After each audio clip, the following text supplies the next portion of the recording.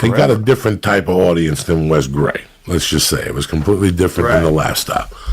So it's like ranchers. I went there one Sunday night, and the owner was there, and I did my set. And he goes, when do you want to get booked? And I go, I called Pete. I go, Pete, you mind? He goes, no, take the week. I took the Thursday, Friday, and Saturday. So I do the Thursday night. He's not there. The wife is there. So the same thing fucking happened right before I go on stage. And at that time, my head wasn't in it like that. She came up to me and she's like, listen, I heard rumors, not here. Here we work spotless clean. If you say one bad thing, you're fired. Oh, those fucking people. Well, guess what? I shit my pants. I really did. And for the first 15, I tried. I struggled. I was eating death, and then I just let loose, and they went fucking bananas. I said, fuck it. I'll just take the 200 for the night. I don't give a fuck. I walked off. She didn't talk to me. The next night I came in, the husband was there. I pulled him aside. I go, she didn't fucking know. She goes, I explained to her last night what happened. I'm sorry. Danny, that was his name. I'm sorry, blah, blah, blah, blah. I go up there, and it was one of those clubs where right here is the stage, and people actually take their drinks, and they're looking at you like this. Mm-hmm. And 20 minutes into my fucking show, I'm looking at this couple, and I'm looking at her, and she's fucked up, Joe Rogan. She's fucked up. And I'm like, oh, Jesus Christ. And finally, I keep checking out like every 8 minutes, and she's getting deeper and deeper. She's closing one eye. Once they close the one eye, they're fucked up. And finally, I go like this. And she covers her mouth. No. And the puke. No. The puke starts shooting out everybody sideways. Like a fucking, what's that thing the kids play in? Like a sprinkler, but just awkward chunks. And then she just let it all out. And she sat there for 5 minutes puking all over herself. Bro, nobody paid. Everybody got up like somebody was shooting. You thought terrorists were shooting in the club. Everybody got up and started running for the fucking door. They had to stop people. She had a puddle of barf around her. The boyfriend left her there. The boyfriend just got up and walked out like he didn't know nothing. Here's 100. I don't know nothing. You didn't see me with me. Give me back my credit card. And I never went back there again. Once somebody pukes on stage, I can't hang out with you no more. It's amazing, like the bad advice they give you early on in your stand-up career. I want to shoot them all in the fucking head. They would always tell you can't make it if you're dirty. Like they tell you can't make it. I mean, I can't remember how many times I heard that.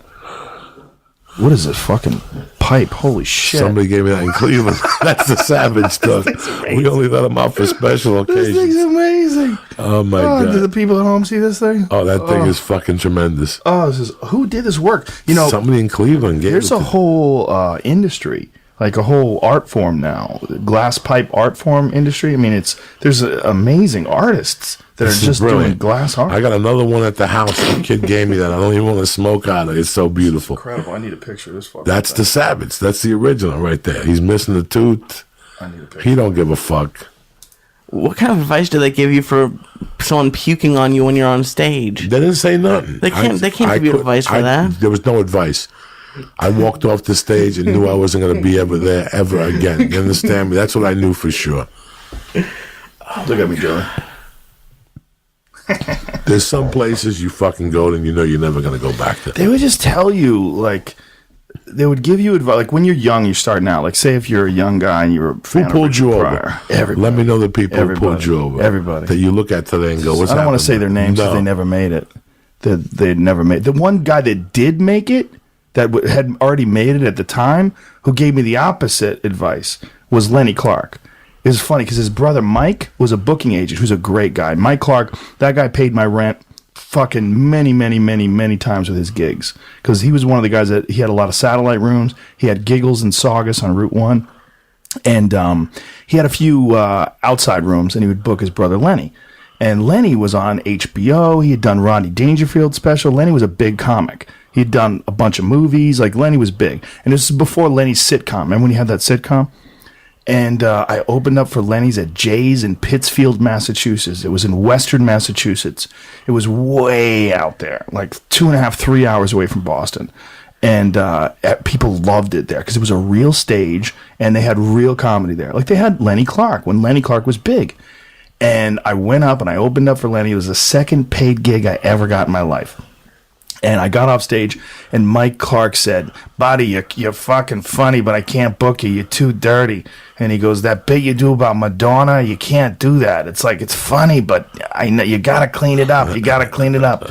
And so Lenny comes off stage right after his brother gives me advice. Lenny goes off stage. He goes, "Kid, you are fucking hilarious." He goes, "Don't change a thing. Holy shit, that Madonna bit had me laughing my balls off." And he goes, "Lenny, I just told him to stop doing that bit." He goes, "Oh, yeah.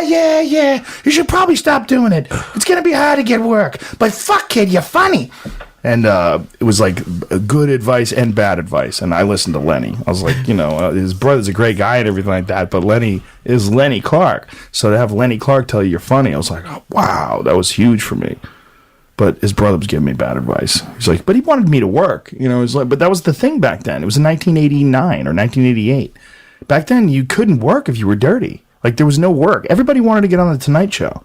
No, there was a few HBO specials that had been given out, like the Kinnison and a few other people, but you had to be somebody to get those. If you wanted to be dirty, you had to be somebody already. So what it was a lot of these guys who were, quote unquote dirty, they would have clean sets that they would do on the Tonight Show or Letterman or whatever, and then they would have a few dirty bits that they would reserve for a nightclub, and they would close with those bits. So if they ever did an HBO special, that's when they would do those. I knew I had to be dirty 3 years in. Like I was just lying to myself. People would come up to me with that fucking bullshit. And I gave it a New York try. I tried it, but it just didn't work out for me. I'm not gonna ask you to do a joke, but like, what was a clean premise for you? I don't even know a clean premise for you, to be honest. That's old weed. Oh, is it? All right. A clean premise in those days was... Oh, Jesus Christ. A clean premise. Hold on. A clean premise in those days was a Godzilla. Oh, what would Godzilla do? Oh, you gotta look at this thing. You guys are advanced here. What would Godzilla do if he came back into the Hudson? It was terrible. It was terrible. It was brutally terrible. I had a thing about a ship going into the Hudson. I had a thing about speakers. You could put them back in the windows because Bose, something electric. It was just a horror show. It was a fucking horror show. I can't imagine you making electronic jokes. Joey used to try to be clean in the early days when I first saw him. It was a nightmare. Joey was trying to deal with agents and managers. When you first moved to L.A. Oh my God! When we first became friends. Nightmare. Yeah, you were dealing with all those people. It was a nightmare. And one day you go, you know what? It really doesn't matter. It really doesn't matter. It really doesn't matter. As long as you're you. How did you figure it out? Because I've always wondered that. Because you figured it out, and there was like a big turnaround. Like one day you just stopped giving a fuck. It was weird. It was an event. It was a series of events. It was that I wasn't dating that dirty. You got a lighter over there? I wasn't dating that dirty bitch anymore. That clears your mind of 30%. I had let go a lot of shit that was fucking scaring the shit out of me in LA. And that's 60% of your problem right there. Everybody had me locked in, bullshitting me that you needed to do this and needed to do that. And and all of a sudden I'm watching you and I'm watching these guys that are clean.